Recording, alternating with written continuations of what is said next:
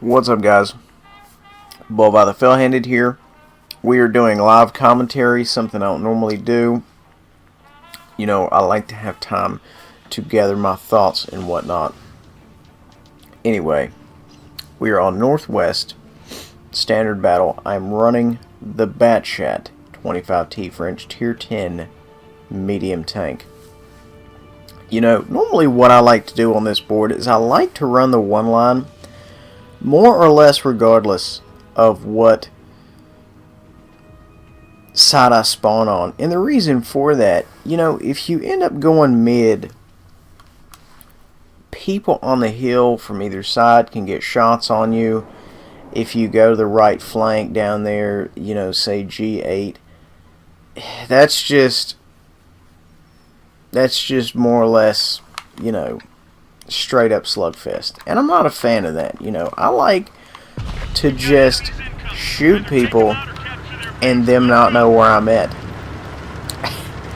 And in order to do that, I tend to like to run this side, you know, because if you can clear up the A line once you've ran the one line, you can more or less do that. You're in their spawn area and you can just do whatever the hell you want to do. And that's what I like. That's what I want to do. Now, you know, I talk about situational awareness, map awareness all the time. And this is what you don't see. You don't see this a lot in my videos. Like, let's look here for a second. Little old me plus a Roo is pushing this flank. That is no bueno. We're not going to go with that. I am going to take shots on this Wheezy. I was a little slow on the trigger there. But we don't have a lot of guys pushing this flank.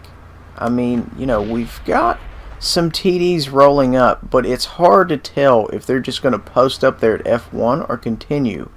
I have a medium behind me. Nobody is willing to push up here. See if I can't. I'm too busy calling the match versus trying to shoot people. There we go. There's some shots, and I bounced, of course. It happens, guys. Bouncing happens. Let's see. Got shots here on a 5-7. He disappeared. Quite a bit of shots here in this one little area. I'm going to see if I can't put around on this Wheezy. Yep, we hit him there and we racked him. He is not crazy about that. Got an IS-8 T10, whatever the hell it's called now. Moving up there. This is actually a pretty decent spot, just kind of sitting here. I don't really have to commit if things go bad. I can cut out. And you know, guys, you'll see a lot of supers and a lot of unis play in the back line when they run solo because they don't have anybody they can count on. So they just kind of sit in the back. And that's exactly what I'm doing right here. I don't really have to commit. There's a BC over there doing some work. I'm going to see maybe if I just can't pull behind this E100 here and put some rounds on him. Okay, we put a round in him there. We racked him and we hit him again. I may be in trouble. I don't think I can get out of here.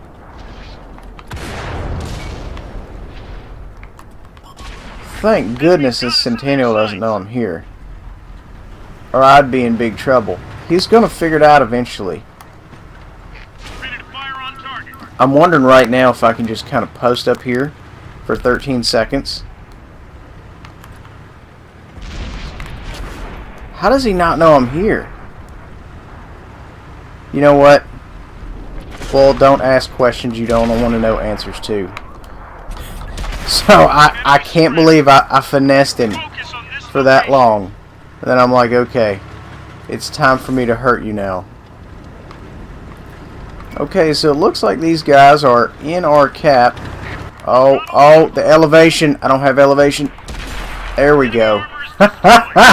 This tank, you know, the elevation ends up really hurting you, not the depression. Everybody says, oh, the depression's really going to get you because you can't aim down at certain times and blah blah blah. No, my friends, it is the elevation. So we have a 430 here. I am going to try to take him out. I've got 2 rounds. It's a bouncy tank. Oh wow. So yeah, I shouldn't have auto-locked that one. I'm going to try to back up here. And there we go.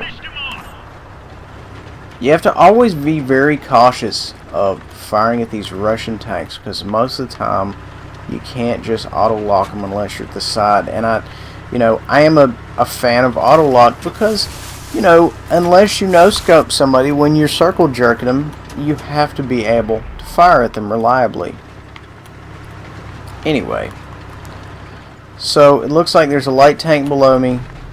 There is a T-10 down here, I'm thinking. I kind of want to be cautious. I don't really want to go in too fast here. The light tank may have took off. Yes, he took way off. So I'm going to try to go up here and ruin this T-10's day. I'm not really sure if it's going to happen. I know they've probably still got shooters up there on the ridge there. I've got the T-10 here in my sights. See if I can't. Oh, and I bounced. I rushed the shot and I bounced. Caught him on fire. And we got her fixed. See if I can't. Oh, look at there. Perfect shots. Ooh. That's going to leave a mark. So I'm going to go ahead and dump the mag right now. Why not? There's some things I could have done better so far in this match, but considering I'm talking, when most of the time I'm playing, I'm very quiet because I'm focused on what I'm doing. I'm not one of those people who can just talk non-stop while they're doing something that requires what I consider a bit of concentration. Okay, so we've got 10 seconds on the gun here. We're going to let this STA-2 take the round / scout for us. And guys, you always need to use these greens. Use the greens. Absolutely. Okay, we've got a Chief, Scout, T-92. The enemy knows our location. I think... Ooh, that's going to leave a mark. I think I'm just going to come down here and take these two guys out, and I may die. I'm probably going to die. Yeah, I died. But you know what? We got 6 kills. We got a Top Gun, and that's fine. Could I have done it better? Yeah. But at the same time, we ended up pulling 16 pins, 6 kills. So, we did okay. No, we did. We did fine. We did okay. So let's see. What else they have here? A Panther 2, which is the very definition of swimming with sharks. Because, we've got a T-92 on our side and a YAG. Of course, I don't know how effective these guys are going to be. They're not, if I was in there, I'd be like, listen, boys, we need to get rid of this Chief. He's alone. He's isolated. We need to go ahead and shut him down. I'm not sure if these guys are going to do it. I don't know. Yeah, we're probably going to lose this game here, fellas. And that's what you have to understand that sometimes that's going to happen. That it looks like you're going to win, and the greens just fumble it. And that's why I'm a big advocate of, trusting the greens to be greens. He put one on his side there, and he took one. But, the Chief is more than likely going to be loaded before the YAG. Yes, and he rushed his shot and bounced. So, yeah, the Chief is, really holding some stuff down. All we have left, is a T-92 Thunderdome. And it's not... It's going to go south. Unless they come at him one at a time and he can shotgun them, that's the only way we can win this. So, if he managed to win this for us, that would be awesome. He's got a 2-year marker on his tank. Maybe he knows what he's doing. He has 1 kill. I don't know how much damage. Of course, it's very difficult to hit with these T-92s. So, what have you. I feel like I have done my part. But the rest of the team, man, they just kept feeding that Chieftain kills, which is something that really annoys me. They're just like, oh, you need some kills? Word. Alright, cool. Tell you what, we're going to line up and come at you one at a time so you can DPM us. Does that sound good? Awesome. I mean, I'm not salty or anything, because I've seen it. I've seen games where we would be up by 4 tanks and the Greens would lose. Of course, this is after I die. If you're still alive, you can't really complain, because then if you die, it's your fault. But speaking of fault, at the time, the smarter thing would be, if I knew where the Panther was, to go around the A line, deal with the Panther because he was alone. He would shoot me once, and I would clip him. But I assumed that the tank that was charging or engaged with the Chief and the Wheezy and the T-92 was going to, stay alive a bit longer, but the T-92 came up and shot him. So I figured, you know what? I've got 2 of these tanks side by side. Let's go ahead and get them clipped out. Let's, the whole ball of wax. Let's just get everybody. And then, of course, the Chief rammed me. Which, he shot me and then rammed me. So, what am I to do? And the thing is, guys, whenever you're in a situation like that and you see somebody go in and really start doing damage, go in with them. And the thing is treat them like a green. Okay? Go in, you go around, you put fire on them. Don't necessarily worry about him. You need to use them for a distraction. And that's what it boils down to. And that's kind of what you need to take these greens as. So the Chief is behind this poor guy, and you could probably bet the Panther is behind the T-92 now, because that's where I would be. I'm not really sure if this guy got spotted or not. He's behind a building. As long as he doesn't move and the Chief, appears on either side, he can put rounds on him. Oh, there's the Panther. He had a good side shot at the Panther. And there we go. Call it, guys. We're going to lose. But it's okay.